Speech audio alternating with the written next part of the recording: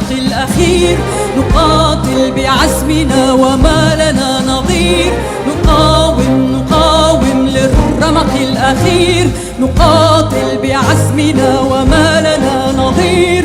نقاتل وشعبنا قوافل، ودربنا التحرير، ودربنا التحرير من بقاع الأرض إلى كل مصر. نقاوم للرمق الأخير، نقاوم بعزمنا وما لنا نظير. نقاتل وشعبنا قوافل، ودربنا التحرير، ودربنا التحرير من بقاع الأرض إلى كل أسير.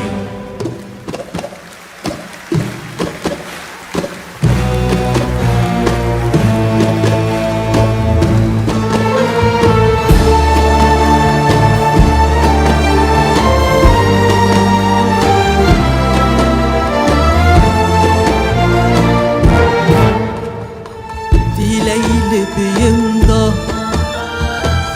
وليل بيبقى ليل، تحت جناحه بيبقى خوف الذل الويل. ما تخافوا مهما طال ليل الظلم يا ناس، بيرجع بيطل نهار يحمل الفرح للناس وبينكسر هالليل. مهما تجن الريح وعليك تقوى النار، ضلك بوش الريح ما تزيح مهما صار.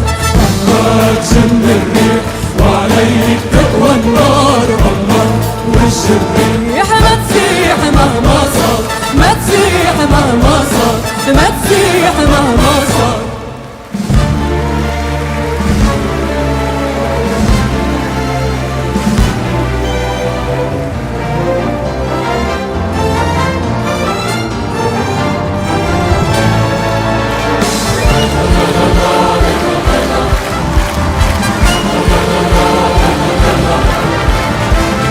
لا لا لا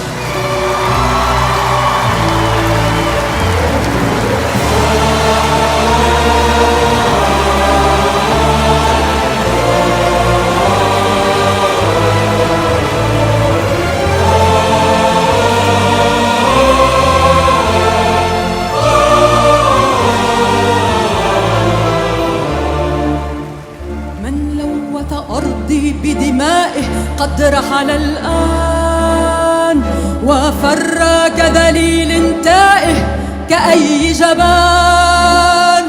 من لوث أرضي بدمائه قد رحل الآن وفر كذليل تائه كأي جبان.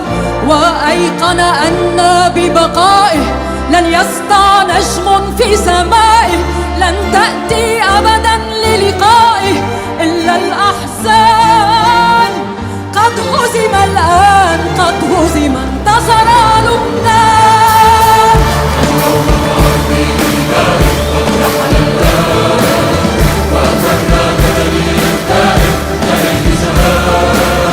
وأيقن أن ببقائه لن يسطع نجم في سمائه، لن تأتي أبدا للقائه إلا الأحزان.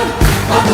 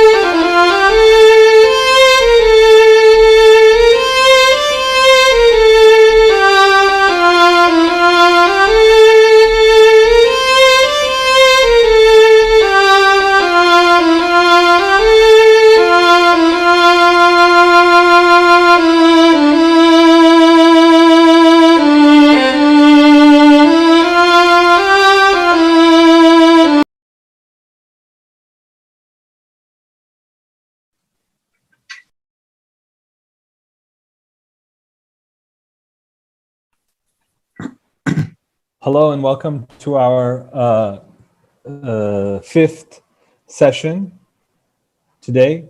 I would like to introduce our moderator, Mr. Naeem Jinnah.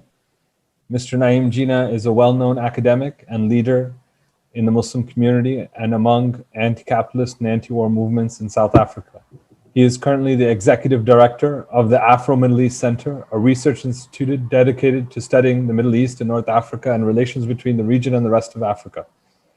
Mr. Jinnah also taught political studies courses at the University of Witwatersrand and holds various Islamic qualifications through international courses completed at different universities in the Muslim world.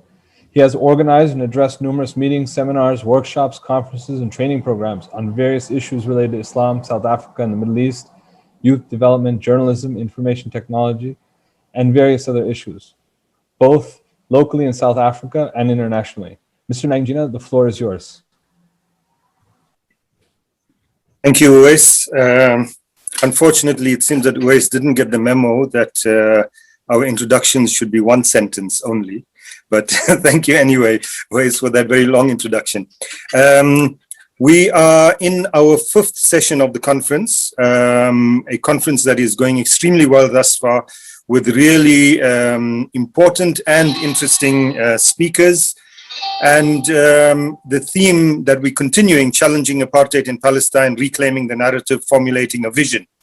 Our session today seeks to explore a framework for dismantling Israeli apartheid.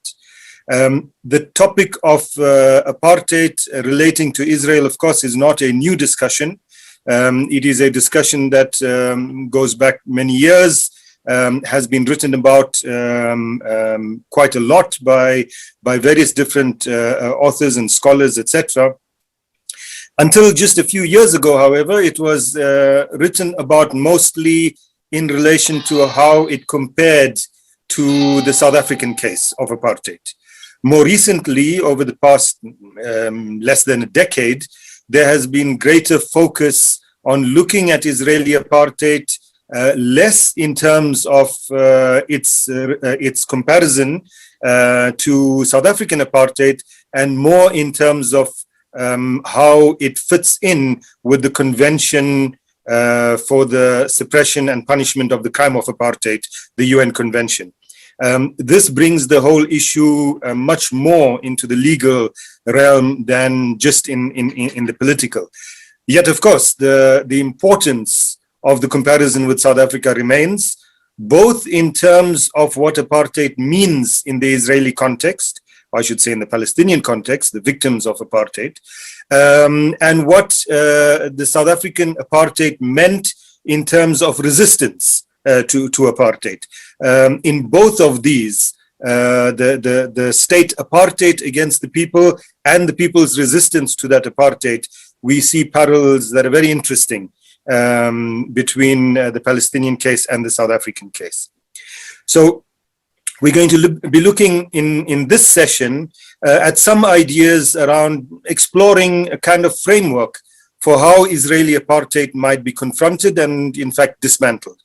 We have three extremely interesting and I think for most of us well-known speakers that will be taking the floor to address these issues. I'm not sure that we say now on Zoom taking the floor, but nevertheless, taking the floor to address these issues. The first of the three speakers is my compatriot, Ibrahim Rasool. Ibrahim Rasool is an activist, has been an activist for many years. We were activists together, Ibrahim, in the 1980s, but also a politician, which I have never been, and a diplomat, which I'm not sure I can be. Ibrahim is the CEO of the World for All Foundation and is a past premier of the Western Cape province in South Africa, as well as a former South African ambassador to the United States of America. Our second speaker will be Dr. Ghada Karmi.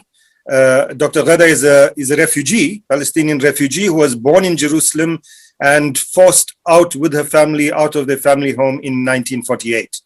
She's a research fellow at the Institute of Arab and Islamic Studies at the University of Exeter and is the author of numerous books. And our third speaker, who I really don't have to introduce because he's already been introduced, but nevertheless, our third speaker is our host, Dr. Sami Al-Aryan, who is the director of CIGA and the public affairs professor at Istanbul Zaim University. Those are our three speakers, and this will make, I think, for a very interesting presentation and discussion thereafter. Each of the speakers, you will have 20 minutes. I'll send you some kind of a notification at around 18 to tell you that you have 2 minutes left so that you can move to wrapping up. And after the three speeches, we will entertain the questions that people will be submitting. So let us begin then with Ibrahim. Thank you very much, Naeem, for that generous introduction. Thank you very much to Dr. Sami Al-Aryan and the Center for Islam and Global Affairs for this very, very seminal conference on the Palestinian situation. I think that we have all grown up, even in the anti-apartheid struggle, with the idea of biruh bidam, with our souls and with our blood. And that was the extent of absolute commitment to the Palestinian struggles. And as South Africans, we have been consistent in this response, and that's been evident over time. I remember the stories of Ahmad bin Bella, who introduced the two liberation movements to each other in the Algerian guerrilla camps, where we trained together as the FLN of Algeria, the PLO of Palestine, and the Umkhonto we Sizwe of the African National Congress in South Africa.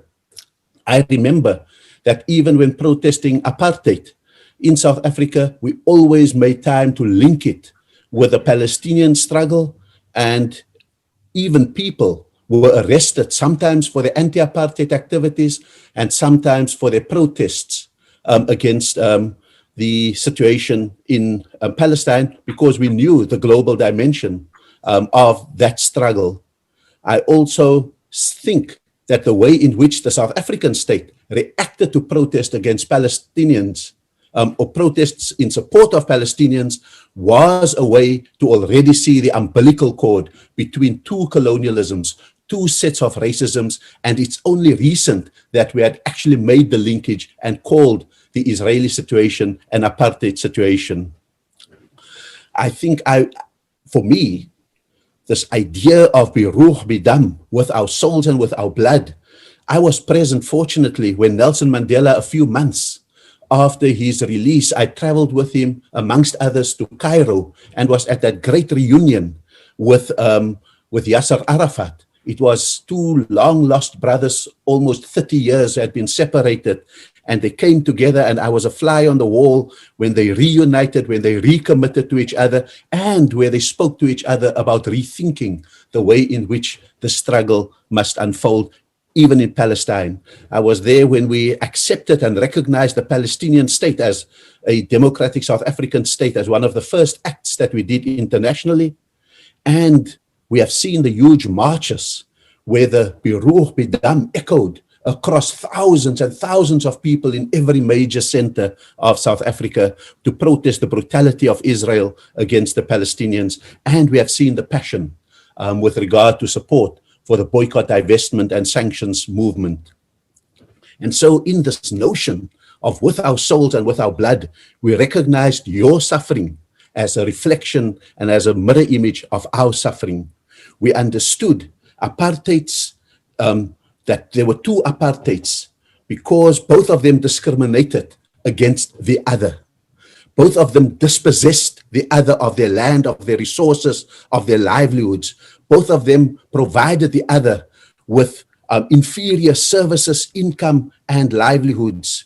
Both of them subjugated the humanity and the dignity of people. Both of them perfected the art and the science of discrimination, of alienation, and of repression. And both of them had created surveillance states with powerful militaries, with invasive intelligence, with brutal police, and with complicit superpowers.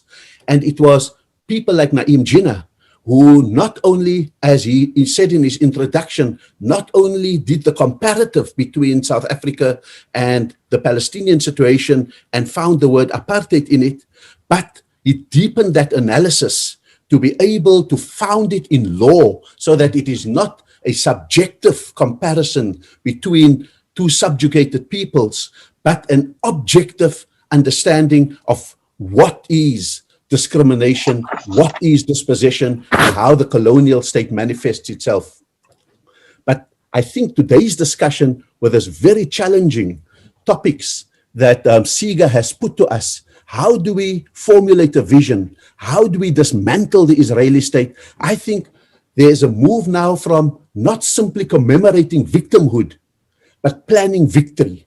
And so today South Africa needs to go beyond Biruch Bidam. We've stated our commitment with our souls and with our blood. What we now need to do is to apply our strategic minds to understanding what is the strategic wisdom that we can be teaching each other, the tactical acumen, the thoughtful advice, the hard-won experience. And sometimes the soul and the blood often denotes perpetual victimhood. What we need to do is to plan for the Fathun Qarib, the speedy victory as we move forward. And therefore, the centrality of this discussion that CIGA has put up is the issue of vision. How do we found a vision based on human rights, on freedom, on equality, on unity, on democracy? How do we, like the ANC did in 1955 already, as apartheid formalized itself and institutionalized itself over every aspect, the first response by the liberation movement was the Freedom Charter to stipulate what are its core values, what's its core vision for the future, what are the objectives that we set ourselves, and how would we go about mobilizing society around those kind of things, because we understood that the oppressors, in our case, the apartheid state, wasn't comfortable speaking the language of values. They wanted us to be drawn into a battle for anger so that we could become anti-white, and we refused to give them that. They wanted a competing victimhoods. They were the victims of British colonialism, and therefore we should not victimize the victims with our struggle, and we refused to give them that. They should come over to the side of values. And so we could go on about how we needed to do that, and what would this mean for the struggle in Palestine. The second one out of creating that vision was therefore for us to found that vision on a statement that both defined who we were as the liberation movement and who they were as the colonial occupiers and overlords in our society. And that's why the preamble of that Freedom Charter states, South Africa belongs to all who live in it, black and white. And that was counter-instinctive to the time, because white was the oppressor, white was the occupier, white was the usurper, it was the exploiter. But what was very important about that was that it wasn't simply an emotional statement, it was a statement about the character of colonialism that we were facing, because what we said with that was that we had a colonialism, as we put it in our political language at that time, of a special type. It was an internal colonialism. It wasn't like in Mozambique, where the Portuguese would go back to Portugal. It wasn't like in Southwest Africa or Namibia, where the Germans would go back and so we can go across the colonial world. Here it was that the colonialists were here to stay.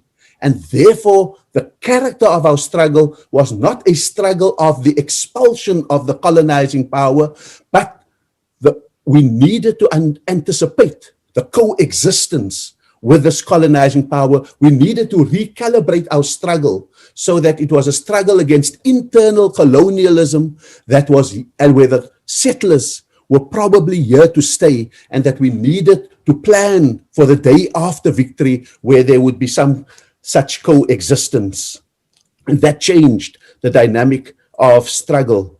And therefore, our vision had to be, thirdly, a unifying vision, one that wasn't detailed, because details can disperse, confuse, and it could it could lead to sometimes precocious debates about the future.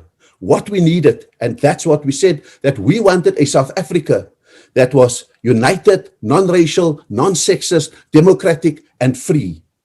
And so that was the organizing vision that we placed in front of our people. That was the organizing vision that we put to the world. We didn't get into debates about what we would do with the homelands, how we would manage the land. Maybe that's a weakness today, but had we engaged in that, we may not have been able to build that kind of middle ground that we needed to build, A, amongst the oppressed, and B, to raid the ranks of the oppressors and bring people over to a unifying vision, and C, to be able to go into the world with an eminently minimal, with an eminently reasonable set of demands that we needed to do. We had the idea, and that we may have to isolate the worst Zionists, not all of them, so that we don't unite all Zionists, and we may even have to isolate the most intolerant amongst us, so that the middle ground could become one that we could be populating with all kinds of people and sort out what it is that we do further on. And so the point that I'm making is that we needed to have, if we are going to learn to coexist, we needed almost beachheads even within that. And I see encouraging signs of that developing within Israel itself. And how do we develop such things in order to not allow the oppressor to operate at maximum strength and with maximum unity? But there's also a utilitarian side of what it is that we sometimes do by incorporating some of it. The end conscription campaign in South Africa was a very powerful one to cause disruption in the ranks of the apartheid army. Not major ones, they could continue, but to question the legitimacy of such a defense force. Secondly, it creates a zebra so that when you are protesting with some of your oppressors' constituencies amongst you, it certainly creates a cordon sanitaire amongst those who may be protesting as we move forward. I think the fourth element I want to speak about is this issue of calibrating your strategy and tactics based on weighing up both the balance of forces as well as the balance of power. If we don't make a distinction between the two, we may be making tactical and strategic errors. And when you do this kind of weighing up of both the balances of forces and power, you create a menu of strategies, but you can also sequence them and create hierarchies amongst them. And so, for example, when you read that the balance of power, as in the apartheid state, they had the balance of power in their favor. They had the army, they had a nuclear capacity, they had imperialist backing in the US and the UK, they had perfected the surveillance state, they had perfected the art of repression. So the balance of power was certainly with them.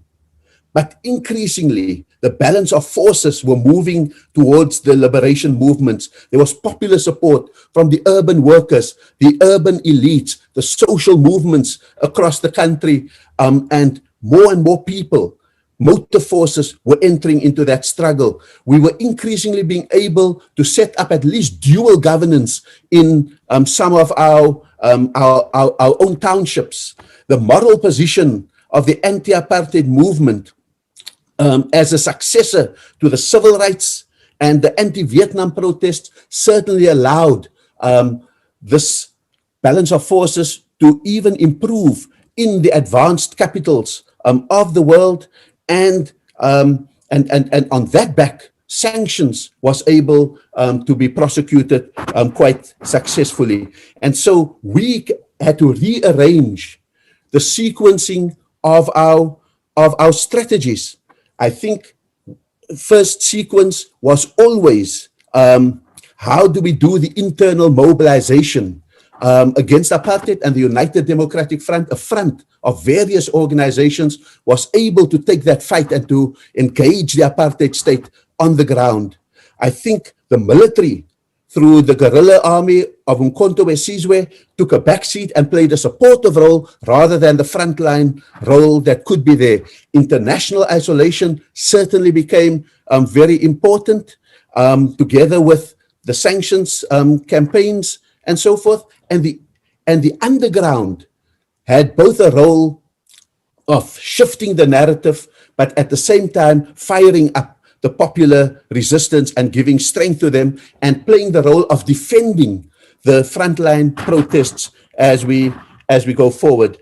And so when you weigh up those balances of forces and power, and you then calibrate your strategies and tactics, it allows you to resist the temptation to be lured onto the terrain where the enemy is stronger, where they have the balance of power, to resist the terrain of outright war with them, and rather to bring them into the townships where your popular resistance and the balance of forces is in your favor, stubbornly defending the gains also of your balance of forces, and everything is at that disposal, and not to be angered into desperate actions that could move forward. And so that allowed us to be able to shift not only the fortunes of struggle, but also the narrative of struggle. So, for example, we were able to shift the idea of Nelson Mandela as a terrorist to Nelson Mandela as a freedom fighter, to be able to pull the middle ground much more into our ranks and to build that kind of global support. I believe that today the atmosphere is ripe for Palestinians to make huge gains in the balance of forces. We are dealing with an environment in which COVID has improved human solidarity. The Black Lives Movement have sharpened the focus on a global sense of injustice. I think Trump's hand of nakedly supporting expansion of the Zionist project across Palestine, Netanyahu as not the kind of leader of Judaism, but a corrupt being.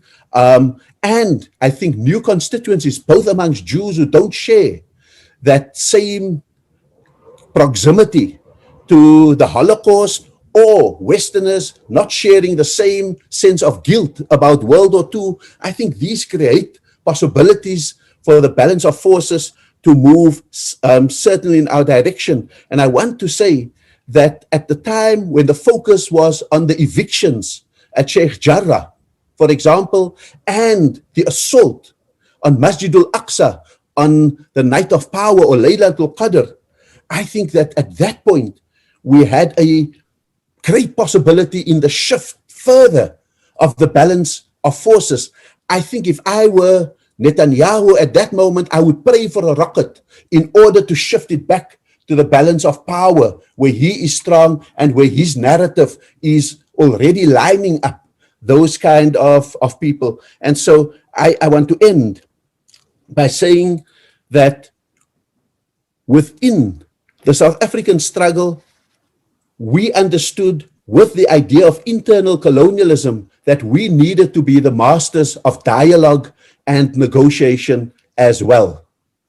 And it can't be outsourced to a third party who is, in fact, the second party, Israel, in drag. It has to be one in which we understand that if we talk first about mutual ceasefire. If we talk secondly, we talk about the conditions of negotiations. And if we talk thirdly, we talk based on values, what the future will be. I believe that what Netanyahu and what Israel has done since Oslo, despite the weaknesses of the Palestinians, has been to remove any possibility of a sustainable two-state solution, and that narrative must firmly be placed with them. I think the idea of a single state that is democratic, that is human rights based, I think that that is the idea that is probably on the agenda given the facts on the ground. And how do we, in a sense, instrumentalize that vision so that it could lead to the unintended consequence of Israel actually wanting to move away from any possibility of a single state solution. But I think we've got to ramp that up if we are to be able to put pressure on that as the only alternative to what is happening on the ground. It could be the best alternative for Palestinians. But I think if then the idea of a two-state is reborn, it has to be reborn on some of its original axes, although that looks absolutely difficult. And so I think that we need to get to the idea that Oslo is dead and Israel is the murderer. And therefore, we are now positing the idea of a single democratic state with one person, one vote. Some of those internal agreements can be debated. I think also, and I end on this note, Naeem, I think also that the Palestinian struggle must not be a struggle that only articulates for Palestine. I think the Palestinians are at their best given the triangular alliance between imperialism, Zionism, and maybe I could pop it in Wahhabism, between the US, between Israel and the Arab states. I think the Palestinian cause must often not be appealing to the Arab state, but must be speaking to the Arab street. If the neighborhood is going to be one that is conducive to this Fathun Qarib, the speedy victory. So let me leave it there in the time that I've had, and I will answer more questions, inshallah. Thank you very much for this opportunity. Thank you, Ibrahim. The questions for you have already started coming in, so you will get more time later to deal with those. But thank you for presenting to us from a South African perspective and trying to learn the lessons from South Africa, important questions of vision, strategy, and tactics. Certainly important in any struggle. And I think we are at a point in the Palestinian struggle where all three of these need to be re-looked at. Clearly, your views on this are not uncontroversial, but that's the beauty of this kind of a conference, to put the controversial and difficult issues on the table so that they can be debated. Let us move on then to our next speaker, Dr. Ghada Karmi. She and her topic is confronting Israel's settler colonialism and apartheid regime, an equal rights approach. Dr. Ghada is going to deal with this less from the South African perspective and more from the kind of legal perspective, and see how the theme of exploring the dismantling of apartheid might be dealt with from that perspective. Dr. Ghada. Thank you very much, and my thanks, needless to say, go to Dr. Sami and the organizers of this wonderful conference, which has brought together so many people who are engaged in this remarkable discussion. Now, I'm very glad to be following on from Ibrahim Rasool, because I think what I have to say really follows quite naturally from his quite important speech and the points that he made. Let me start by saying, first of all, there are issues here on which we are all agreed, so we don't really need to go into them. Israel is indeed a settler colonial state where racial discrimination, apartheid, is fundamental, and that the Western states knowingly supported this type of state and continue to support it. And we know the result. So I think we're all agreed this is what we're dealing with. And secondly, let us look at the fact brought up again by Ibrahim that one democratic state is the ideal way out of this awful tragedy and awful impasse, I think we can all say that we are agreed.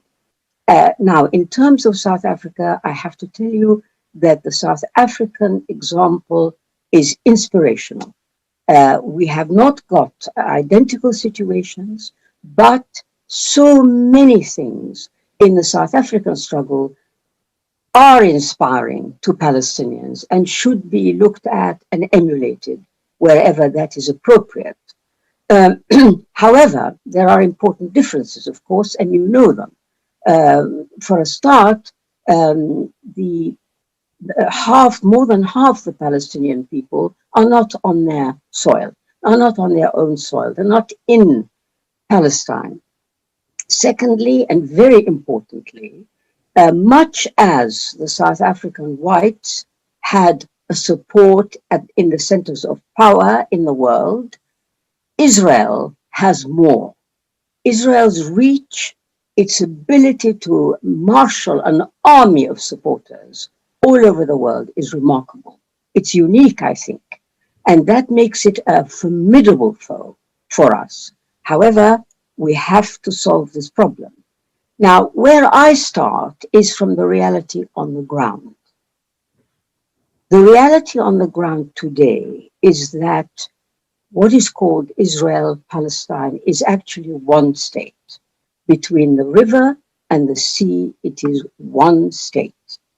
The state is ruled by one sovereign government, the government of Israel. That's the starting point. Now, the population of this one state is approximately half and half Jewish and the other half Arab. I'd give you the statistics exactly, but that's not the point here.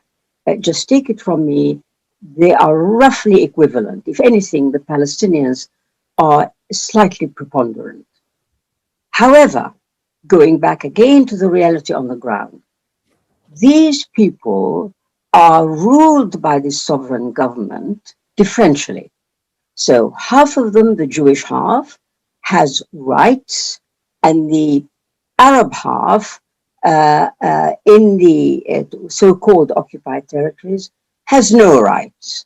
Now, within the territory of Israel, 1948 Israel, an Arab population of 1.8 million has rights also, but they're secondary.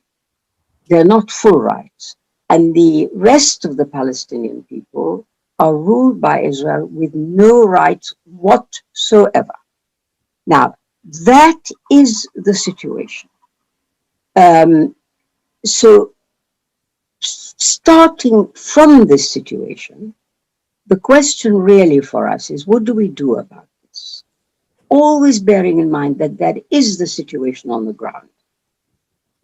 Well, of course, that reality on the ground, which I have just described, and which is an apartheid reality, obviously, because the people of the wrong ethnicity are ruled without rights whatsoever. And that is the most vicious form of apartheid. But of course, that reality has been obscured for quite a long time. And you know very well what obscures it. The first and most important factor in obscuring this reality is the existence of the Palestinian Authority.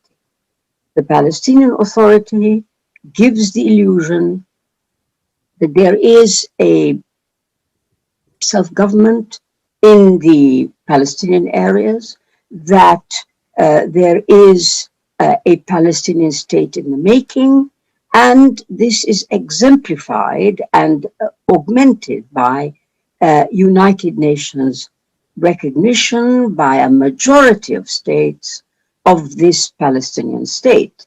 And it's also serviced by the idea of a peace process. You can't have a peace process except with roughly equivalent parties. So there are two parties here. All of this obscures the reality. Israel is aware that it has to continue to obscure this reality. So it adopts a policy of shooting the messenger, you know what I mean. so that when people are pointing this sort of thing out, talking about criticizing Israel, they are attacked. The messenger is attacked. The message is not the one that Israel is interested in. And of course, the whole anti-Semitism campaign that has been very energetically pursued by Israel against anyone who points out something critical of Israel is a major part of this obscuring of the real issue. And that includes the International Holocaust Remembrance Association, IHRA, definition of anti-Semitism, which has been adopted by quite a number of Western states and institutions, and Israel is busily trying to get it to enter into legislation in various countries. That is a part of this dust in the eyes that anti-Semitism equals anti-Zionism. So if you criticize Israel, you're being anti-Semitic. And last but not least, of course, that there are parts of the Palestinian people who are totally demonized. Hamas are terrorists, and by extension, the people of Gaza are terrorists. And all of this is very well known. And in addition, the other part of this problem, I'm talking about now evading the reality on the ground, either obscuring it or not wanting to look at it, is done by many Palestinians themselves. They believe the question of a Palestinian state.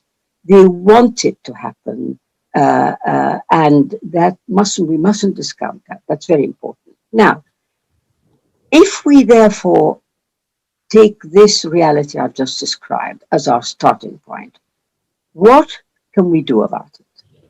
What can we do? Well, it strikes me that that is the way we have to start thinking. What we do is, number one, we recognize the reality and talk about it and publicize it everywhere. So we don't talk about a Palestinian Authority in the sense of a government or in the sense of something that is going to head up a future Palestinian state. We talk about the reality on the ground. There is one apartheid state between the river and the sea. Secondly, the Palestinian situation is very bad. It couldn't be worse.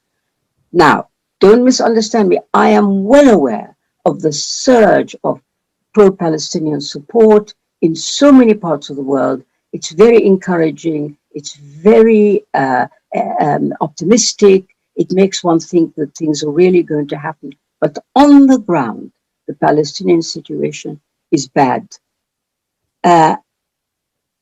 Point number three, having made clear that there are these two aspects of the situation, it seems to me there is only one way forward for the people who I have just described as being the victims of apartheid, being ruled without rights.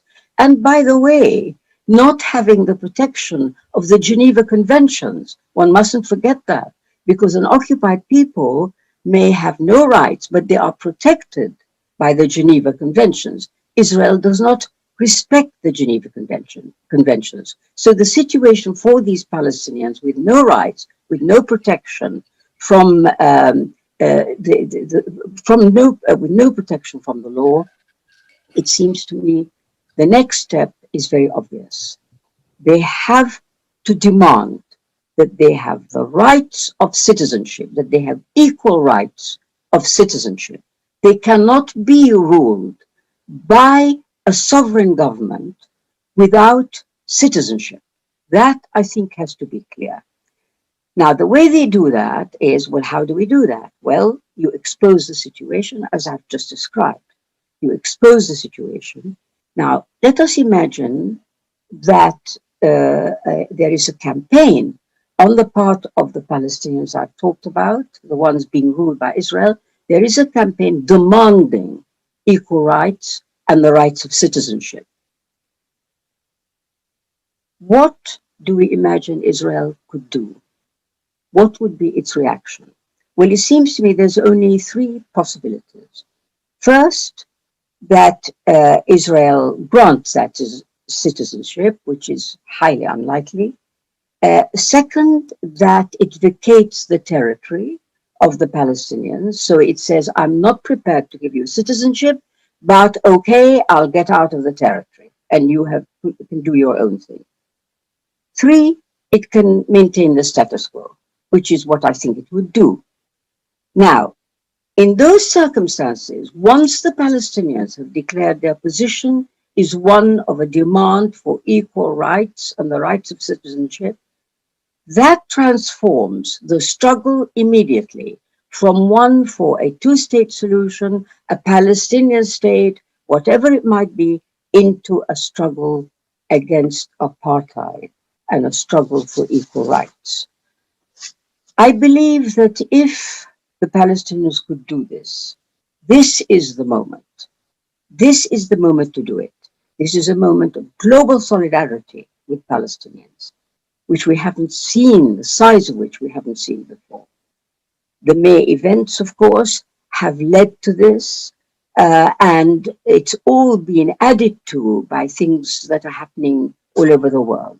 The reports on apartheid, the ESCWA report in 2017, the B'Tselem report earlier this year, the Human Rights Watch report later than that, all these have created an environment in which the word apartheid is being used more and more with regard to Israel.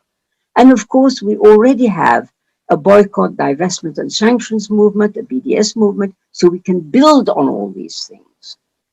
Now, of course, one would say that this is a very attractive or a very good way out of the impasse that we have. And it's a very fair one, and it's in line with people's experience. The South African struggle is the biggest example of how a demand for equal rights eventually leads to justice, and the very democratic state we all want to see. However, there are tremendous obstacles in the way of this happening. First of all, Israel, if it were to consider this, would be considering the end of Zionism. And that is something that, of course, is very hard. The end of Zionism, the end of privilege by the Israeli, Jewish Israelis, and the termination of racism. It would also require Jewish Israelis to contemplate living with people who they look down on, who they think are lesser, and who are terrorists, of whom they are afraid. This is very, very hard. Now, for the Palestinians, there is a list of things which they would find extremely hard, and I am quite aware of that. First of all, it would spell the end of resistance as it has been known so far. It would mean that the national project had been ended, that they might indeed end up as second-class citizens in Israel. If they were to become citizens, they would be second-class. They see that the Palestinian Israelis already now in Israel are second-class citizens. So that's the next thing that they would fear. And of course, they fear and hate Israelis for what they've done to them. This is all entirely natural. And they would lose all the legal gains, the gains through the United Nations, the recognition of a Palestinian state, the question of a two-state solution, which is enshrined in the UN, the membership of various international bodies, the International Criminal Court, UNESCO, and so on. And of course, this is the formal PLO position is the position on a two-state situation, a two-state conclusion. However, if one looks at the advantages of Palestinians becoming citizens, one can see quite clearly, for Palestinians, they will be witnessing the end of Zionism.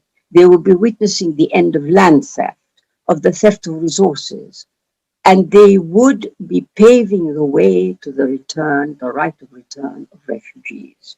I don't have to tell you how that would be, because once you have a representative parliament in the state that would emerge with the inclusion of Palestinians, once you have a representative parliament, that parliament can then pass legislation and enable the right of return.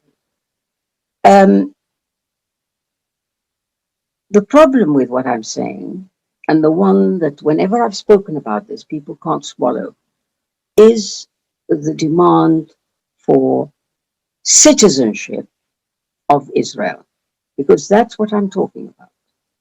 I'm not talking about citizenship after all the fighting is ended and we've all set up, as in the case of South Africa, we've set up a new state and, everybody's equal. I'm not talking about that.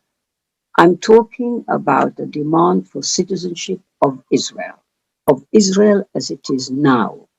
And the reason I'm putting this forward is not, of course, because I think it's easy. For all the reasons I've set out, that is a move that would be repellent to many Palestinians. Yet, I genuinely believe that if we were to wait for the one-state movement, worthy as they are, excellent as they are, we're going to wait for them to happen. We will be waiting quite a long time. I may be wrong, but I don't think so. I think it will take quite a long time. We don't have time. This, in my opinion, this demand for citizenship of the state as it is now, of Israel, first of all, would find an echo in the Western world. People understand the idea of citizenship and equal rights. Secondly, it would confer on the Palestinians, in my opinion, the quickest and the most direct route to the end of Zionism and the creation of a democratic state with equal rights. I cannot think of a strategy that would do this more directly, more faster, and more immediately than the one I've just talked about. I welcome questions on this and discussion because I know it's controversial and I know it's not easy to accept, but I do it genuinely out of a desire to talk about something, to talk about reality, to talk about what's happening on the ground, not ideals, not principles in the abstract. We need to get on with the real practical situation and we need to find a solution. Thank you very much, Dr. Ghada, for systematically laying out the steps for what many people use in a sense as a kind of slogan that, talking about a vision of a one state, but laying out the steps of how, well, at least one possibility of how to get there. Again, not uncontroversial, and I'm very happy to be moderating a panel of controversial ideas. Which is great. I'm sure both of you that have spoken thus far, there will be many people who won't agree with this or that you've said, but certainly extremely stimulating. Thank you, Dr. Ghada and Ibrahim. Dr. Sami, I'm going to hand over to you now, and you have a high bar of controversiality to meet. Very well. Thank you very much, Naeem, and thank you, Dr. Ghada and Ambassador Ibrahim, for your presentations. I actually have an 8,000-word paper, which I will not read or bore you with, but I will build up on my previous presentation, the first conference a couple of years ago, in which I discussed 12 imperatives that sustain and empower the state of Israel. And I will build on this in order to present a vision. I would agree with Dr. Ghada's approach in the beginning. I may disagree with the conclusion, in which I will try to present perhaps different vision and a paradigm shift. Of course, any discussion, as we've seen throughout this conference, starts from the origin of the problem, which is the Zionist movement and its attempt to bring, or what they say is a gathering of the Jews to Palestine to build a national community and a Zionist state. And there's no doubt now that what we're talking about here is a settler colonialist movement. I mean, if this was doubtful in anybody's mind, I don't think it's doubtful anymore, particularly after 2.5 decades or more of Oslo. What we're seeing here today is an attempt to depopulate the Palestine, the indigenous people, and try to bring in as many Jews from around the world as possible, and try to build a system that is properly now being identified as an apartheid.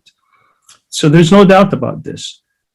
What I also go over is the Palestinian struggle, how the Arab states have reacted to this Zionist onslaught that started over a century ago, and what was the response of the Palestinian movement, particularly among the different factions that came together after the 1967 war, and they started different kind of strategies that culminated in the Oslo, so-called Oslo, in which the Palestinian leadership, at least part of it, recognized Israel, a Zionist state that usurped the rights of Palestinians on 78% of Palestine, historical Palestine, in return that they thought within 5 years that they somehow they would be recognized as a Palestinian state on what is left. And of course, that was never the intention of the Oslo Accords from an Israeli perspective. The intention all along was both to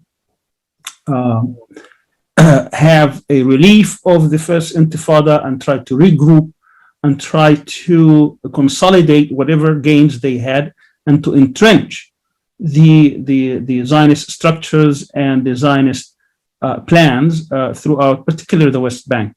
Not much in Gaza, but particularly the West Bank. And of course, that's what's been going on, particularly again since Netanyahu came to power in 2009. We started with 150,000 settlers at the start of Oslo. Today, we have over 700,000. So clearly, there is no more two-state solution. The whole Palestinian Authority national project, and of course the PLO national project was based on this myth that there will be a Palestinian state. And today they're still feeding this myth and this mirage into the Palestinian. And somehow the Palestinians' ultimate dream is to have some kind of a state. And my analysis and my contention is that this is not about the state. I really don't care about one state or two state. I think the struggle is about a Zionist colonial settler movement, which is a racist movement, and that wants to depopulate one people, the indigenous people, and put other people in their place. And their goal, our goal, should be to dismantle this structure. Now, whatever comes after that, to me, is secondary to the point where the essence of the struggle should be concentrated, should be focused on to dismantle the Zionist nature of what's going on in the land of Palestine. That would be both the state and whatever manifestations that come out of that, all these apartheid structures that have been implemented through decades. They have to be, we have to engage that and to dismantle. Of course, we can say that's our goal. How do we do it? I will come to that. I will provide at least a way of how I see this, a vision of how I see about this. So my analysis of the Palestinian struggle, which I really don't have time to go through it, is that the Palestinians have been trying everything in their power to preserve whatever rights they have, whether as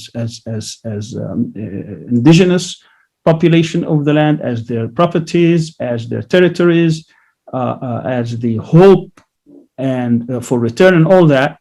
But the Palestinians are small people. What I did in my previous presentation was to identify 12 imperatives, strategic imperatives, as I said, that Israel depends on to stay as is, which is the hegemon, which is the country that is in control of the land of Palestine, and that it sustains its presence and existence, and also it expands its control over the whole region. So my contention is that any project that's going to have at its center the dismantlement of the Zionist state must have two main objectives in mind. First is to maintain the steadfastness of the Palestinian people, both inside the occupied territories as well as those in the refugee camps and the diaspora. And of course, there's a lot that can be talked about here, because one of these 12 strategic imperatives was the imperative of exclusion of Palestinians. And therefore, we need to make sure that the Palestinians will stay on the land. Now, I think time has passed when you can have massive expulsion like what happened in 48 or what happened shortly after 67. I think we've passed these moments yet. Israel is still, at least the right, dreams of the fact where they can actually push hundreds of thousands of Palestinians. I think those moments have come and gone. But the second important task is to engage Zionism. And here I'm talking about the global Zionist movement with all its manifestation at all levels, in all geographies, in all fields, whether economically, politically, socially, in the media, culturally, academically, legally, in all spheres and fields. And that puts more important ways that we need to engage them, not simply on the margin. We need, as I said, Palestinians are small people. And if I go quickly over, so I can lay out the vision since my time is really limited, what did I mean by the 12 imperatives that Israel depends on, in which we have to engage? The first, of course, the exclusivity, where only Jews are allowed into the land. And second is the exclusion, which is the reverse, that we have to depopulate, that not only Jews, but the rest have to leave. Then their expansion, they putting facts on the ground, creating facts on the ground, and the expansion of the state. And of course, I go through this, from where they started and where they are today. And then the establishment of the garrison military state, the formation and development of a military doctrine that they have to win wars quickly and decisively, and in which case they would have to have more military hardware than all the people of the region or all the states of the region combined. The maintaining a monopoly on a nuclear weapons, and that's why we see this obsession with Iran. 8 is building the most efficient, sophisticated, and complex security and intelligence services in which they can rule not only the territories but also being able to reach any Palestinian across the globe. Maybe they have 150,000 people who are dedicated to these kind of missions. 9th is to have a patron, always to be dependent on a major power. Of course, that changed over the years. Now, of course, it's been since 1973 the United States, in which they must have the support, the full support of the United States. And of course, you can go on and with this, but let me continue the 12 because I want to comment on that. Securing 10 is securing and maintaining the loyalty and allegiance of Jews around the world, which their strategic depth, and this is where they're trying to convince them to come to Israel. Of course, Zionism failed miserably because they didn't even attract half of the Jews of the world, yet they would try to at least maintain that kind of connection, allegiance, and loyalty of Jews around the world, particularly in important capitals such as the United States, important countries such as the United States and other Western countries. And 11th is to keep their enemies and opponents divided and weak. And we've seen that also throughout, particularly after the Arab Spring, and how they're trying to solve all these kind of problems within them, and their attempt also to divide the Arab states, whether it was in Iraq, whether it was in Syria, whether it was in Egypt before or throughout. And of course, there are a lot of details that I have in the paper about that.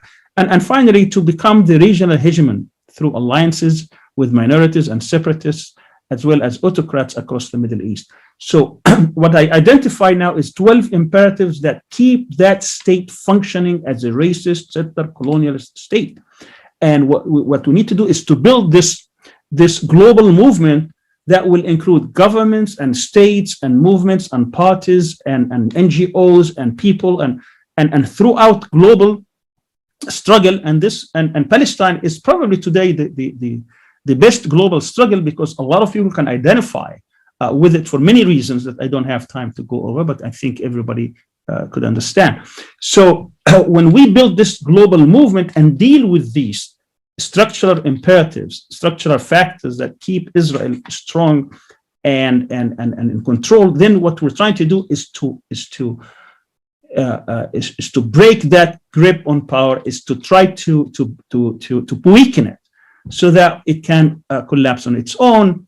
And of course, that's one factor. The other factors have to do with the internal problems that they have inside Israel, whether it is Sephardi, Ashkenazi, Arab, Jew, secular, religious, young, old, settler, urban, and so on. So there are so many problems within the state, and we could see the polarization that takes place today within Israel, in which it is very difficult for them to maintain that cohesiveness. And I think over time that would even be weakened further. And thirdly, of course, the change of the strategic situation in the Middle East itself, in the Arab world.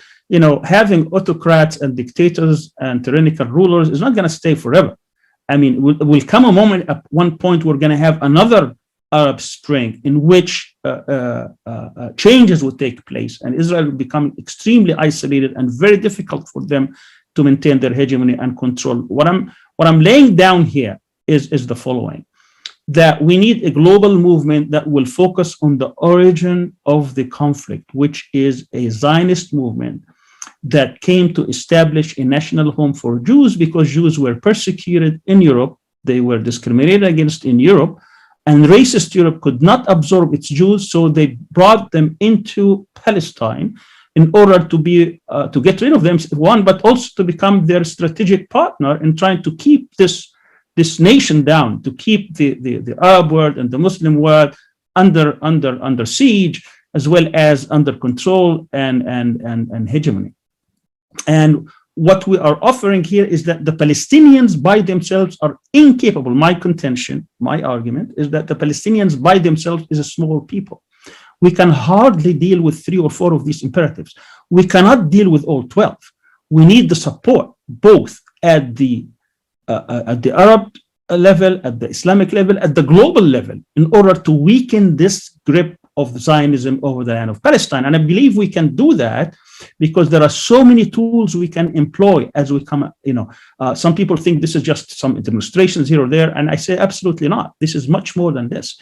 We can certainly have a discussion by which we can lay out all the different strategies that can weaken this by refocusing what this is about. This is a fight, a battle against a settler colonialist movement that made itself into a state, and that has to be dismantled. Now, what comes after that, it'd be up to the people, but certainly number one that has to be preserved is the following. One is that all the Palestinians have to regain their rights, including the right of return. If Europe and the United States and others cannot take their Jews because they are discriminated against, by all means, we can have them. I have no problem with that, because when they were kicked out of Andalusia in the 14th, 15th century, where did they go? Most of them came to the Arab world, to the Muslim world, including here in Istanbul. So they are welcome to come and be everywhere, but not as sovereigns, not as people who would like to rule over us, and certainly not people who would like to take our rights.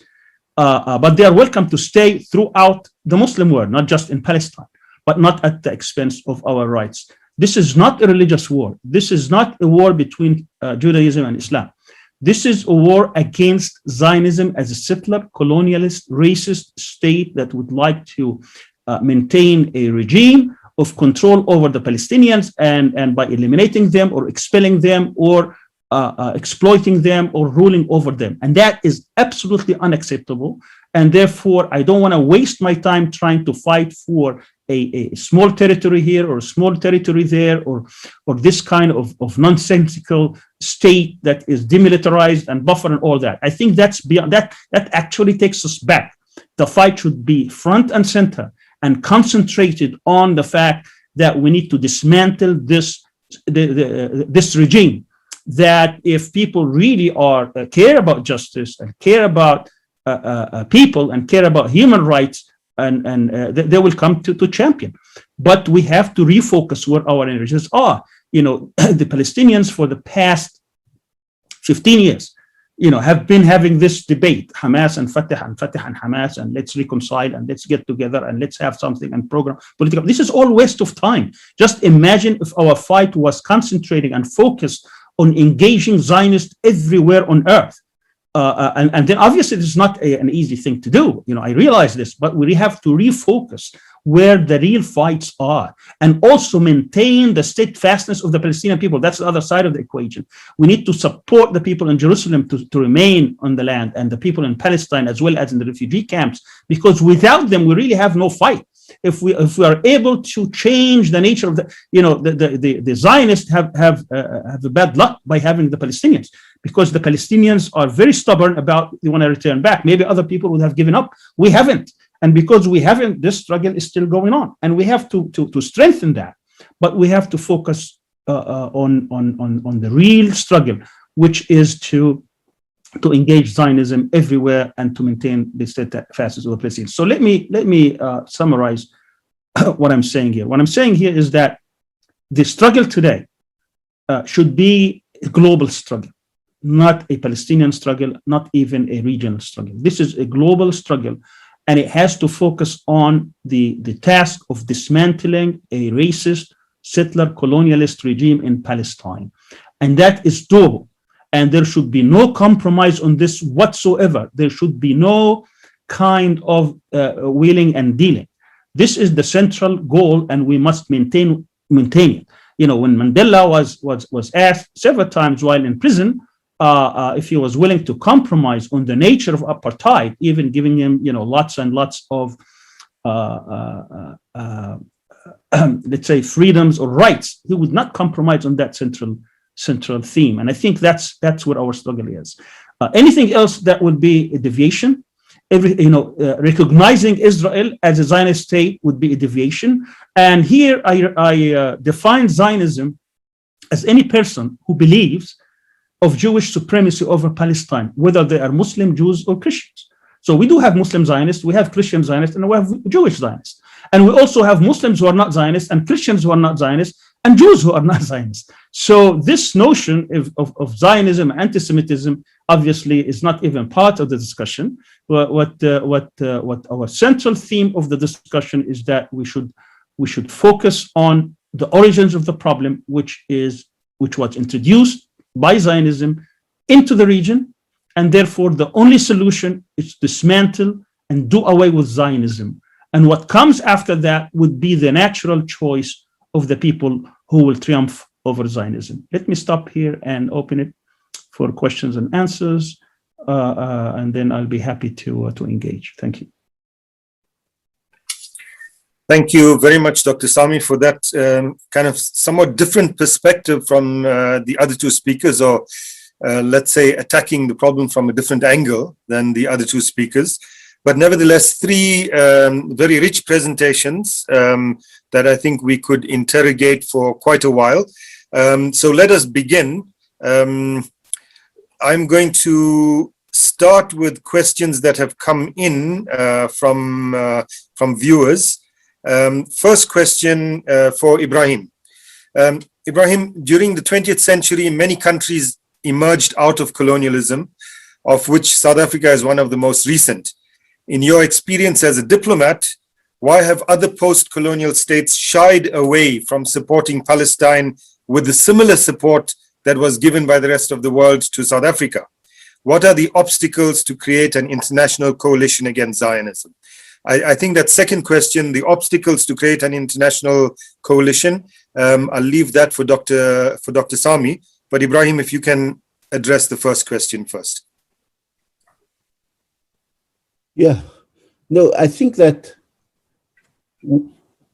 Dr. Sami has alluded to the extensive way in which foreign policy for the Israeli Zionist state is not just links with other countries, it includes that, but it is about probably one of his 12 imperatives to sustain the idea of this Zionist state. And so I was surprised at just the extent, for example, of investments that Israel makes through a number of benefactors, for example, in the African American imagination in the USA. You can go to the university that Martin Luther King was there, and you will see a Holocaust center supported by this, that, and the other, and then you will understand some mutedness from quarters that are usually very vociferous from speaking out. I think in much the same way, African states are being engaged economically, and those are the kind of things. I think in previous discussions that we've had at this conference, don't underestimate also the power of the evangelical movements in some of these post-colonial states in which the second coming is a very powerful narrative that is being put into that entire debate. So all in all, I'm saying that what makes the South African connection very powerful is the sense of a shared internal colonialism that I think we are dealing with, the idea that the settlers are here to stay in South Africa and in a place like Palestine. I think the second thing is the very hard way in which the Israeli state engages with countries and movements and feeds off movements like the evangelical one, certainly.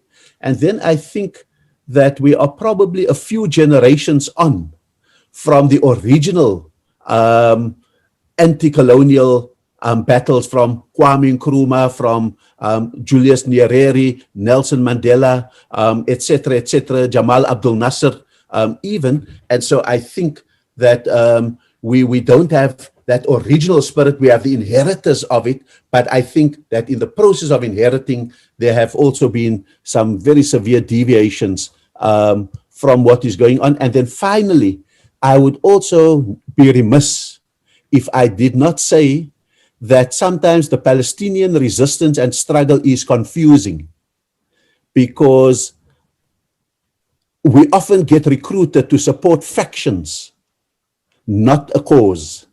We often get to make choices between two states and one state. We often get to have to choose between Hamas and PLO. And so I think in that moment of confusion, I think we dissipate the kind of support we should be giving to the Palestinian cause. So let me leave it there. Thank you, Ibrahim, for that. I think there's much more that can be said about why these so-called post-colonial states are not taking the same kind of position. And we can explore that later. But let me just add one more thing, Ibrahim. You spoke about the inheritors, let's say the new political elites, whether it's in Africa or Asia, Latin America, etc., for whom the anti-colonial imperative in many instances doesn't exist anymore. Yeah. And that's the kind of big problem there. Let me move on then to that second question from the same person, addressed this time to Dr. Sami. Dr. Sami, what are the obstacles to create an international coalition against Zionism? I think that's a great question. I think, first of all, we need to have the belief that this is what is needed. I think much of the challenge comes from the minds of the Palestinians that have been engaging. They truly think that they can, on their own, win this fight. Whether you are in a two-stater, they think that they need to engage diplomacy and try to get somehow the world to support them, as if the world hasn't. And for those who want to liberate Palestine. They think that Palestine, or Palestinians rather, with their weapons and whatever they are doing in Gaza or other places, that they can actually drive Israel out. And I think in both cases, there is not realization of the deep challenges that exist. But I think if we can get the Palestinians to have that change in mind, then we need to expand that coalition by explaining to the people worldwide. And I think we have a lot of evidence that shows that Palestine is capable, actually, of bridging many of the struggles around the world together. And we've seen this. I mean, you can hardly find a single cause that brings hundreds of thousands of people in the major capitals of the world. Doesn't matter which capital. I mean, I was in Washington in 2002 when Sharon was invading Jenin and other places. And there were 500,000 people there. I mean, we're not talking about today, where even there is more support in the United States. I'm talking about 20 years ago. So there is, but we are the limitation of our capacity to expand and establish a true global movement. And when I say global movement, I also mean much more than just individuals and organizations. I mean, we have to go and recruit. For example, Israel feels safe that it can do whatever it wants because it has a nuclear monopoly. So in that case, that means I have to think deeply why I shouldn't be supporting Iran to have a nuclear weapon, because that will break Israel's monopoly. Alternatively, why not ask Pakistan to give me a nuclear cover? So if Israel ever tries to use that as a weapon against me, then it will be hit hard by another nuclear weapon. In other words, there is a paradigm shift of how I deal with these issues. On the issue of engaging, just to give you an example, this is the challenges. Here in Turkey, for example, we have dozens of Palestinian organizations. They spend countless hours talking to themselves. And here I see in Turkey has the largest trade with Israel of any Muslim country in the world. Not just the largest. It's about $5 billion a year. But if you get all other 56 countries, they would not even come to half. That shows how much, but how many people here actually think about engaging that kind of thing, where the public would be very receptive. It's not like the United States where they will be, but they just don't know. Just a matter of activism, but the activism, the Palestinian part of activism, as well as the Turkish, is going to the wrong places. Turks would like to help Palestinians, Red Crescent Society and all that. Palestinians engage with themselves. We need to reconcile. The secularists need to talk to the religious, and Hamas needs to be with Fatah and all that. And we spend countless hours on this while no one is addressing the fact that you have joint conferences every year between Israeli universities and Turkish universities, and no one is addressing this. While it's very, very easy with again a paradigm shift of how you tackle this, you can make a difference here, which is how to engage Zionists worldwide. Another thing is, why can't we invest with real work with the 6 million Muslims in America? Because this is, I lived there for 4 decades. I know what we're capable of. When we stood up to them on secret evidence, we won that battle because we were determined to win it. And they tried everything possible. I remember when we went to Congress and there were people who are giving testimony on the use of secret evidence towards American Jewish Congress, American Jewish Committee, Anti-Defamation League, and other Zionist journalists, all four, against us. And when it was voted on at the end, we won 26-2. But of course, that was limited victory because we could never get it past the Congress, and time ran out. The point is, if we focus our energies where it needs to be, I need to break that bond between the United States and Israel. Is it doable? I said, yes, it's doable, but it needs a lot of hard work. So that's one of the imperatives we're talking about. When we talk about how Israel is trying to break up our region, then sectarianism that is proliferating. We're talking about, nationalism, all these kind of isms are feeding into Israel. We need to try that. So if we deal with this, that's going to actually weaken the hold, the control, the grip of the Zionists over the whole region. And this is how we're going to, at the end, it's going to collapse from inside as well as outside. And while we're doing this, we're trying to maintain the strength and steadfastness of the Palestinian people. Any other thing going on, we're playing into their strengths, and I think that's where I find problematic. But it's doable. Yes, it's doable. Needs a lot of work. Yes, it does. Thank you, Dr. Sami. let me just make 2 points here. One is about both relating to what you said, Dr. Sami, and what you said, Ibrahim, on the post-colonial in the one case and building a coalition against Zionism. And that is that something that we come up with, certainly in many cases, governments, political elites saying, well, do you really expect us to do more than what the Arab states are doing? Frankly, the Arab states, Arab governments are one of the biggest obstacles in terms of the Palestinian cause. When other states are able to use that as an excuse, then you know that it is a problem. Second comment, Dr. Sami, on what you said, and this is, of course, a recurring theme in what the other speakers have said, but also in this conference, is about the kind of, that there is one struggle for justice. And Palestine is part of that one struggle. I think, Dr. Sami, you said it's the central part of that struggle. In the recent attack on Gaza, one of the strongest statements that came out in South Africa against the Israeli onslaught was by an organization called Abahlali Basem Jondolo, the shack dwellers movement. This is a movement of people who don't have homes, who live in shacks. That's literally what it is. And the statement was headed, Palestinian blood is our blood. If shack dwellers in Durban can understand that that's what international solidarity means, then certainly those of us who support the Palestinian struggle should understand that that's what solidarity means, that shack dwellers' blood is our blood too. Let me move on to a question for Dr. Ghada.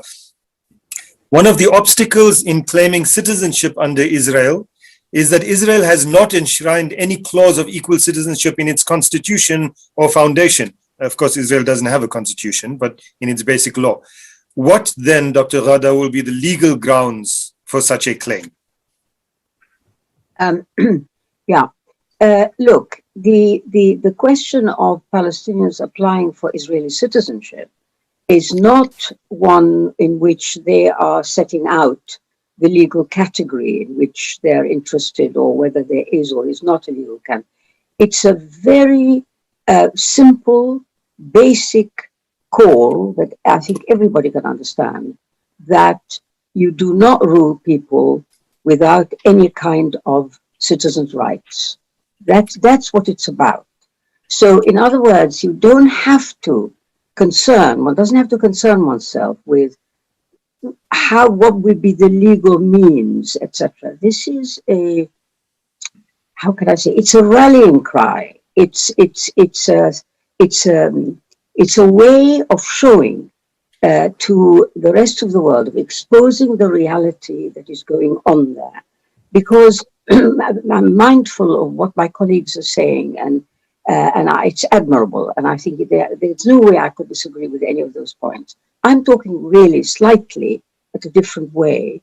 I'm talking about the fact that Israel is able to keep everybody guessing, everybody running around, everybody trying to attack it from here, from there, where the actual situation on the ground is covered. Everybody trying to attack it from here. It's not revealed. It's not clear to people. Now, a demand, which is it's a tactic, where you demand for equality of rights, and you say, I need to be a citizen. If you go on ruling me, you need to make me a citizen of your state. So it's their problem, what legal category, not mine. I'm asking to become a citizen because I'm being ruled without any rights and without any citizenship. To my mind, and what I'm saying is really quite simple, this exposes Israel very clearly. Israel thrives and survives on deception, on PR. That's their stock in trade. Now, what you're doing is you're saying, right, now we're going to take the veil off, and this is the state we're talking about, and I'm slightly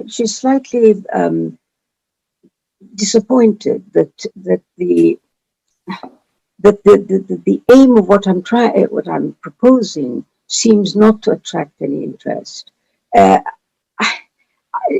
since Zionism is the problem, and I want to say to Dr. Sami, Zionism, of course, is the problem. Well, how do you explode Zionism? The best way to explode it is by getting in a load of non-Jews into a Zionist state. Immediately, the Jewish majority on which Zionism is dependent would disappear. So anyway, I won't go on. That's. Thank you, Dr. Rada. Please don't be frustrated. There are those of us who think that your ideas on this issue are actually very valid, and not only that, but also possible. Let me also say on the citizenship issue, sorry, Dr. Sami, in the South African case by the late 1980s, Ibrahim, African people who made up 78% of the South African population were not regarded as citizens of South Africa. They were citizens of the Bantustans. Yet the demand was still that they, you know, as if they were citizens of South Africa and they should be given citizenship rights. So the fact that the constitution of the oppressive state doesn't recognize you doesn't mean that you should give up your recognition as well. Dr. Sami, you want to intervene? Well, I just say I respect and admire Dr. Rada, of course, but the problem here with this approach is that it concedes the basic thing, which is that you are going to concede the sovereignty of Israel as a Zionist state, because that's the entry point. I want to become a citizen of Israel. And I think that's a huge concession that our struggle doesn't need to be part of. And here what I'm saying is Israel is going to find countless ways to get around it. For example, I mean, they've done it in Gaza, right? They took a small piece of land and they threw 2 million people and they're done with them. They could do the same. I mean, the West Bank is 9 different enclaves. They can start this. And of course, I don't want to deviate of where the central part of our struggle is, because I understand this is a tactic. And, you know, I thought about it deeply, but, you know, I think there are more negatives than positives. And I think what we need to do is to concentrate on this and start from a higher moral ground, is that Israel as an idea should be rejected. You know, I cannot engage it in any way, shape, or form, even if I want to undermine it. And that's where I start from, and that's where I disagree. But, you know, I understand where she's coming from. I understand her intention. I understand, you know, the motivation, but I disagree with the conclusion. I think what we need to do is to reject the nature of that Zionist state. I don't want to be part of it. I don't want it. I don't want any Jew to be part of it, because I'm cleansing the Jew from being a racist. I don't want him to be part of a racist state. So for me to engage in, so that one day I will have more people in, so that I can overturn that. I mean, I am playing with fire, because because they will find countless ways to make sure that it's not going to be undermined. I want to be in a movement that actually goes to the strength of this state and try to undermine it, and to try to dismantle its racist institutions and save not only Palestinians but also Jews from it.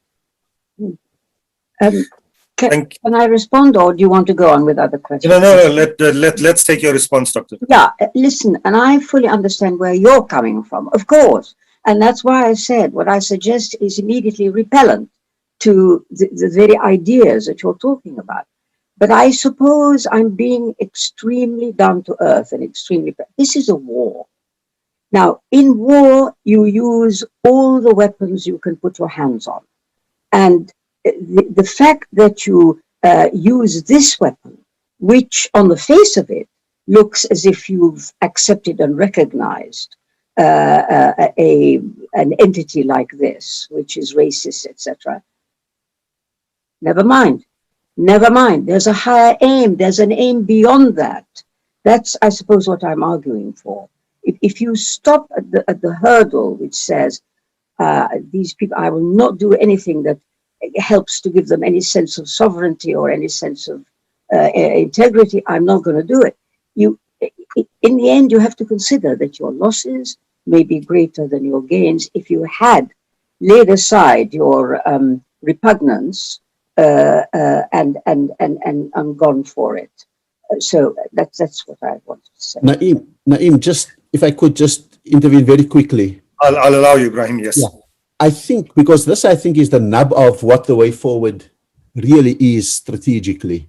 I think we had to resist in South Africa the idea that ours was a civil rights struggle as in the United States of America. We had to say that ours was, in fact, a national liberation struggle from a repugnant, oppressive ideology and regime. So having said that, but I think sometimes the demand for citizenship has an echo and a resonance in the world, but the underpinning of what you mean by citizenship is repugnant to the Zionists. So a citizenship of equal citizens, of all rights that all people should have, with full freedoms, with the vote, one person, one vote, etc., I think is a bridge too far. But what we are looking for is not the solution by citizenship, but I think the narrative of citizenship that can find its resonance and build the kind of movement that isolates the regime who turns its back on what is a self-evidently reasonable demand. But I just think tactically we need to think through it as opposed to simply principally. Excellent, thank you. I'm recruiting you to start the campaign. If I may, Naeem, also give another thought. Okay, I'll allow it, Dr. Sam. We have other questions, but Sure. this is a very rich debate. So let's not lose. Because I believe the Zionists are, they have all kinds of ideas to thwart this. What they're going to do is to talk about, because I've seen some of their writings. I mean, some of the people were discussing this. What if we reach this? Where do we go from here? And some of the answers, of course they rejected, but let's say they are cornered. So some of the answers will come. We're going to have two confederations. We cannot live with Arabs. We're Zionists, we're Jews, we want it. So we're going to have two confederations. We're going to give them the following. We're going to give them basically areas A, maybe about 10% of the West Bank, and they have Gaza. We can give them another maybe 500 kilos, from Egyptian side or something. Here is they can have their people. And then if they would like to confederate with us, fine. Going through this process is going to involve a generation at least, and then we're going to come back to where we are today. I don't want to waste another generation. I think we need to go to the crux, to the problem of Zionism by its nature. I don't want to recognize Zionism and give it any legitimacy whatsoever. Just imagine what Yasser Arafat was thinking exactly the same thing in '93. He signed with them thinking, okay, now I'm going to have a foothold into the West Bank. I'm going to get 20%, 22%. Then eventually I'm going to get more Palestinians and force them. Look what they've done to him. They killed him, and now they brought somebody else to rule over the Palestinians. We are worse off in terms of territory. We're probably better in other means. I don't want to waste another generation trying to go through another fight, because somehow I perceive the balance of power, what Ibrahim was talking about, as different. I said, no, we have other sources of power. We can empower our people. We can get them where it hurts. We can get them where they don't know. Let's identify where their sources of power is and try to deal with it one by one. And in that fight, in that struggle, I'm going to recruit the whole world, not just the Palestinian people, because some of the problems with Palestinian factions is that they only concentrate on themselves. They can play Red Palestine. And I keep telling them, no, we can. By ourselves, we can do certain items, but we cannot win that struggle until we get the whole world behind us. And there are millions of people willing, just tell them what to do. And that's where I come from with this. I understand this is tactic, but my analysis is that it's going to be it's going to really take us into a situation where we're going to come back after a generation and say, okay, it didn't work. What do we do now? Thank you, Dr. Sami. You can stay on the floor because you have the next question addressed to you. Recent tariff regimes and sanctions by Western countries against others shows that trade can also be a way to impoverish a society. Why can't a large economy like Turkey use its manufacturing power to create a trade imbalance with Israel? Wouldn't that be more effective than a simple boycott? Dr. Sami. Well, when we talk about trade imbalance, we're talking about trade. So somebody is benefiting. The whole point about trade imbalances, when we talk about two nations, is really misnomer sometimes, because relations are much more than just give and take. It's just not that, getting 2 billion and receiving 3 billion. It's about deepening these ties and also making it easier for them to do business with other parts in the world. The whole notion of trying to impact Israeli economy and Israeli society is to make sure that no one trades with them. Not that you somehow you gain out of Israel if it has a $50 billion trade, that I get a piece of this, and because they're going to get it from someone else. So you're basically making them thrive and making them acceptable throughout and across the world. Our task should be to make sure that we choke off that economy from every angle, not just from Turkey, but from every society, every state, if we can. You know, now we have labor in different seaports, in different docks, refusing to load Israeli ships. That has a whole impact on that shipment, and of course on that trade, and that's going to impact it. Just imagine if we have this throughout the world. If we can get the labor movement across the world refusing to load Israeli ships, you know, just the 10 days in which there was a fight, in which they could not be productive in Israel because they had to flee and you know, the rockets, they lost, the estimate is about $940 million. So that engagement, that continuous struggle makes them very difficult to survive. But to just look at it from a very narrow and from very self-interest thing, that, okay, because one of my, you know, Turkish friends, he said, I'm taking money from them. Why shouldn't I? I said, this is not about taking money or making money. This is much more than this. And we have to look at the longer view, including, of course, cultural ties, visits. You know, I'm against the Turkish government policy of sending Turkish pilgrims there, because I think they get legitimacy also. I think the only people who should go to Palestine are Palestinians. And I understand what you're trying to say. We're trying to help Palestinians, we're trying to do this and that, but I strongly, I'm against that policy because of the larger picture that I see, that we need to isolate this state because of its racist nature, not to give it another, doses of life. Hashtag block the boat, Dr. Sami. Dr. Ghada, another question for you. One of the consequences of your proposal is that the Islamic element in the Palestinian cause, found especially in Hamas and Iranian support, will no longer have ground in an appeal towards secular citizenship in Israel. Do you feel that sacrificing that section of the Palestinian movement is an appropriate price for the ticket of inclusion? Good question. Yeah. Look, there is no doubt that there are many elements in Palestinian society which, for different reasons, would find it very difficult. It's not just the Islamists; it would be others, people who have cherish the idea of independence, and they're really important. This constituency. In what I was trying to do in presenting this vision is precisely that. It's a vision. It's not it wasn't a talk about how. It was a talk about what. So now, if one were to, it needs a whole different meeting to talk about how do you get there. If the initial idea is accepted, and that is by no means easy, but if that idea were to be accepted, then we could start talking about how we can overcome all these various obstacles.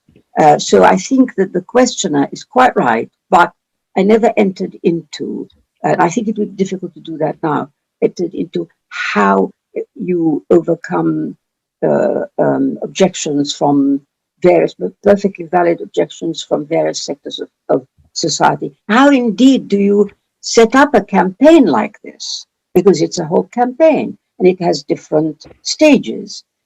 Education, dissemination of information, PR campaign for the rest of the world, many other things are involved in it. Staying with your proposal, Dr. Ghada, here's a comparative question. The questioner says, I found your proposal very interesting. Taking the history of Pakistan as a decolonial experience as an example, when years ago negotiations took place by Jinnah with the Indian National Congress. That's Muhammad Ali Jinnah, not me. One of the conclusions of that was that the Indian National Congress demanded concessions from Muslims in the subcontinent that were too much to bear. While Jinnah used a separate state as a trump card, he was forced to claim a state because the concessions were too much. What happens when the bargain, inclusion for rights, does not meet the basic needs? Do you think second-class citizenship is something that is a possibility that Palestinians should endure?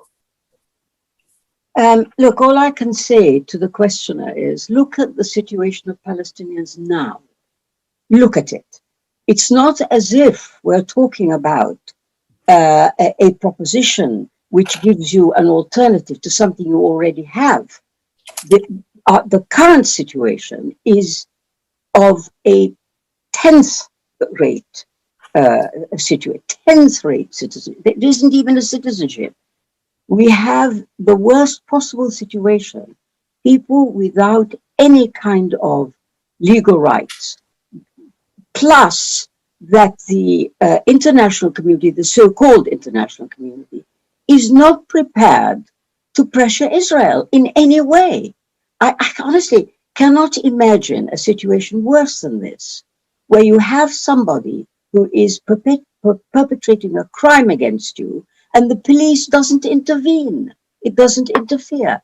So therefore, I suppose what I'm saying is a second-class citizenship is certainly better than no citizenship and no class. And in fact, once you have second class, if only, then you can start to really work. When you're finally in a situation, in a context in which you have some kind of rights and some kind of position, then you start working properly. Thank you, Dr. Ghada. We need to move towards closure of this session, so we're not going to take any more questions. I'm sorry, those who have sent in more questions. What I want to do, however, particularly because we've had quite rich, not only presentations, but debate, I want to give each of the speakers 2 minutes to make concluding remarks and round up. Let's start in the order that we had it at the beginning. Ibrahim, you can go first, 2 minutes. No, thank you very much. And thank you very much, all the panelists. I think it was indeed rich and refreshing that you can actually debate this without labels and say what you need to say. I think that certainly I agree with the kind of contention by Dr. Sami that you've got to dismantle the colonial Zionist entity that is there with its institutions, its ideology, and its regime. We've got to recognize, though, that this is an internal colonialism that we are dealing with and that you have to prepare for a form of coexistence. And that form needs to be the prerogative of the Palestinian people. But it needs to be upfronted with values. And the point that Dr. Ghada had made, I don't think we need to accept second-class citizenship. I think we need to ramp up what we demand as the essence of citizenship through the values that we put forward for complete equality, human rights, freedom, democracy, and all of those kind of things, and make it untenable to Zionism to have to concede to all of those kind of things. But those are the values that would become the glue for a middle class, a middle ground that I think we need to rise up. And so, for example, I think it's those values that must create a unity and a coherence amongst the Palestinians in terms of their vision, their strategy, and their tactics. I think, secondly, it's the kind of glue that builds this global movement where they can find within it the linkages and the comparisons. We want American citizens, for example, to understand Black Lives Matter and that be a lens for support for the Palestinians. I think in much the same way, the longshoremen of San Francisco were absolutely instrumental in refusing to offload an apartheid ship with goods on it that forced even the Republicans to veto the veto of Ronald Reagan. And that, I think, had a dynamic of its own that was absolutely crucial. And that creates the disloyalty to Israel in the West. It's not governments that change their mind. It's the pressure from citizens. And we need enough glue and we need enough food for that middle ground. I think we've got to exacerbate the incoherence in Israel, the kind of daily movements that I think we need to, and we've got to feed it with a set of values that they can not only pronounce, but that they can feel safe with, as to contemplate coexistence with. And I think we need to deepen the instinct for the Arab Spring at the hand of what Palestinians demand in Palestine, so that it disables the authoritarians and enhances the ability of the streets to come forward. And so to end, I want to say that the fundamental proposition I've made about disaggregating the balance of power from the balance of forces is for us to make tactical and strategic decisions, to sequence our strategies, not drop any strategies, because at the end of the day, all strategies work, but it's how the conductor of the orchestra brings in what is primarily the instrument that will be played and what I think is the secondary or tertiary instrument that would need to be played in order to get the whole symphony to do the job that we want and to bring us the Fathun Qarib, the speedy victory. Thank you, Ibrahim Rasool. I gave you 3 minutes, so I'm going to take 1 minute off my concluding remarks, since we are both South Africans. Dr. Ghada. First of all, really, I am so glad that we have had this meeting. I've learned a lot, and my thanks to the two colleagues who've spoken. Now, what I was trying to do in my presentation was to move the struggle to the next step, taking into consideration the reality on the ground that I described, and the fact that the next stage requires a channel to put all these energies into that have been aroused by the recent events of May, the global surge in support for the Palestinians needs a channel. Now, in my opinion, that channel, the one I spoke about, the question of equal citizenship, does not in any way invalidate or exclude all other forms of ongoing struggle against Israel, against Zionism. It must all continue all at once on different levels and in different arenas. That's the way that we're going to win this battle, this war. The question of the whole citizenship, the application for citizenship to join the current Israeli state, is really aimed at, first of all, using a discourse that is sympathetic, that people understand. They understand not being ruled without any rights at all, must use that. And secondly, to genuinely opt for or go for something which would at once demolish so many of the things that have made Palestinian life so difficult, Zionism being the first among them. I don't pretend for a moment this is easy. My hope is that as a result of this and other conversations about the same subject, that people come round to understanding the idea behind this, that we need to move, and that is an obvious next step as far as I can see. Thank you very much, Dr. Ghada Karmi. Professor Sami. I first want to thank both of my colleagues for great debate. And I want to say also that how much I learned. My argument today is basically the following, that what we need is a central objective, central goal, which can unite not only the Palestinians but the whole community who are in the struggle against neocolonialism, racism, settler colonialism. And in that sense, Palestine becomes probably the most important struggle. The second thing is that to do this, I have to put it with the most important value for this struggle, which is justice. I don't want to use any other value or any other euphemism for self-interest or for short-term gains. Third, the concept of citizenship, even it's much appreciated in so-called developing or developed societies. It's really a concept that is a recent concept, and it obscures the real struggle. And that's why I don't want to take Dr. Ghada on. What I want to do is to continue this debate and invite people maybe to a meeting in Istanbul where we can rehash all these ideas. But the major proposal, the major vision I'm trying to propose is to have this global movement that deals directly with the sources of strength, the imperatives that sustain Zionism and Zionist state.